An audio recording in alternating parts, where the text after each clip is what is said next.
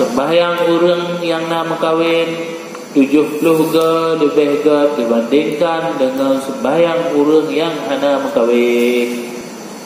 Bahkan karena orang hana kahwinnya bimbang hati ke, sedangkan orang yang kalih kahwin dia hana bimbang hati ke.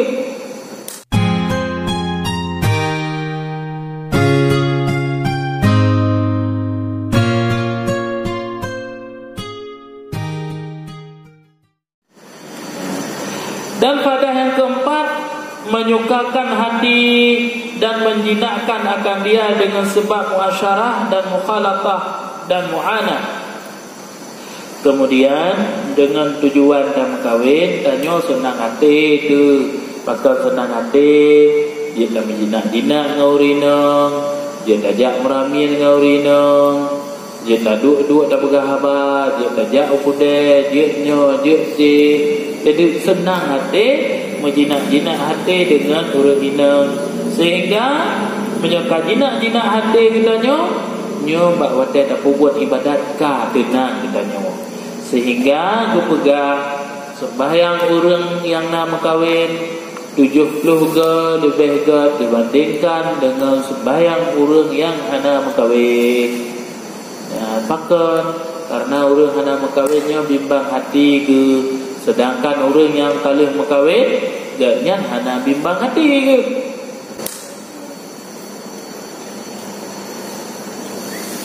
Kemudian dengan tamu kahwinnya ubina kesusahan nampak tak bagi dengan urinang tu.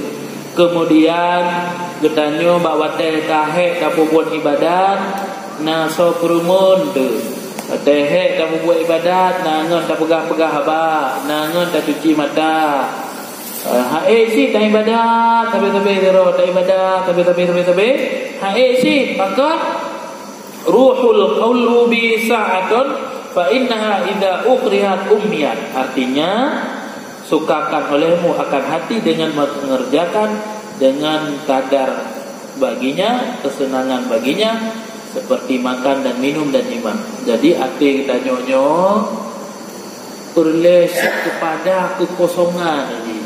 Tapi hati kita di ibadat. Masa kita tak urut tak dua tak merati tu tapi si tak merati. Kan perlu refreshing menasi hati kita nyo perlu kepada refreshing, iaitu supaya kita nyo watai gemar nanti nak membuat ibadat untuk gemarlah dibancara refreshing hati jomu jadi lakukan jima dengan urinang tu, kemudian tamayang-mayang dengan urinang, nyan mandum-mandum atanya membuat hati kita nyo iaitu lebih tenang dan lebih tenteram. Jadi wafil khabari alal akli anna takunu laha salasun sa'atah yunadi fiha rabbuhu wa sa'atun yuhasibu fiha nafsuhu wa sa'atun yakhlu fiha bi mat'amihi wa mashrabihi fa inna fiha hadhihi sa'aunan ala tilka sa'ah.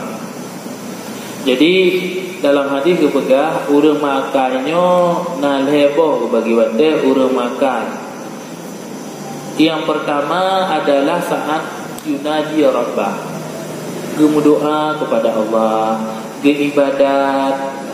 Kemudian wasa'atun yuhasibu fiha nafsu, sabah wate gihetong ro nyolong ibanjara long pubuh maksiat duno kagebi rahmat li Allah.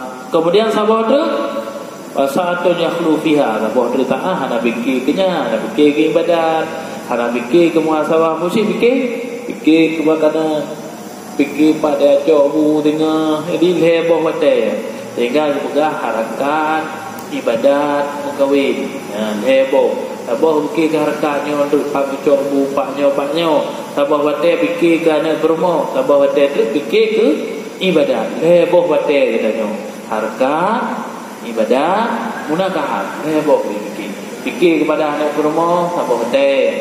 Kemudian fikir ke ibadat sabah wate. Kemudian fikir untuk harkat sabah wate. Ulang cara menghebo. Kau dengan ibadat betul tak? Kau kamu kahwin, kita betul-betul, kau kamu kahwin. Guna asyik ada ibadah.